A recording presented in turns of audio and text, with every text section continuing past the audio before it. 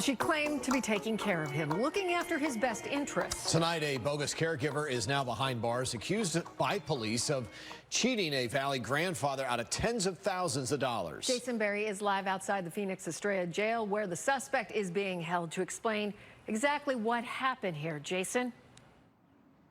Bold and brazen, that's how police describe this woman who's accused of preying on the kindness of a Valley grandfather so she could clear out his bank accounts. Tim Uzzanti tells us his 92-year-old grandfather was always a bit frugal and didn't spend much money.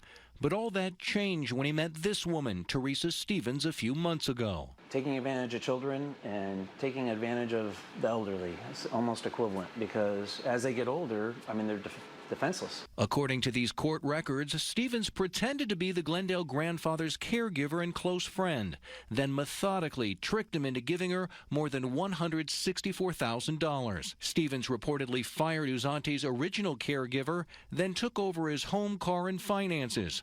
On numerous occasions, Stevens had him take out large sums of money from ATMs and sign large checks. In the last month, I mean, it was maybe $60,000, $70,000. So as time was going on, she was getting more and more bold.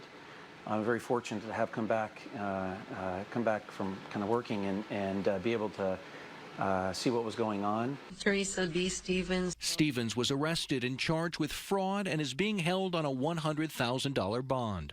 The more vulnerable you are. Robin Coulon works for the Area Agency on Aging. She says elderly fraud is much more common than people think. Some of the warning signs are people who are isolated, maybe in frail health, who have a limited circle of friends or family members that they are in touch with regularly, and they just befriend or trust the wrong person.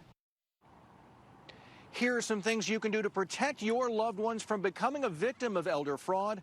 Check in on older adults more often. Look over their finances on a regular basis.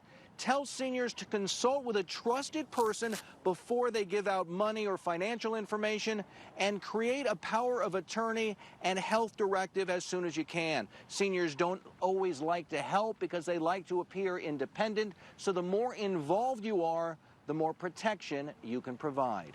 In Phoenix, for Arizona's Family, I'm Jason Berry. It's always so terrible to hear stories of people getting taken advantage of like that. All right, thank you, Jason.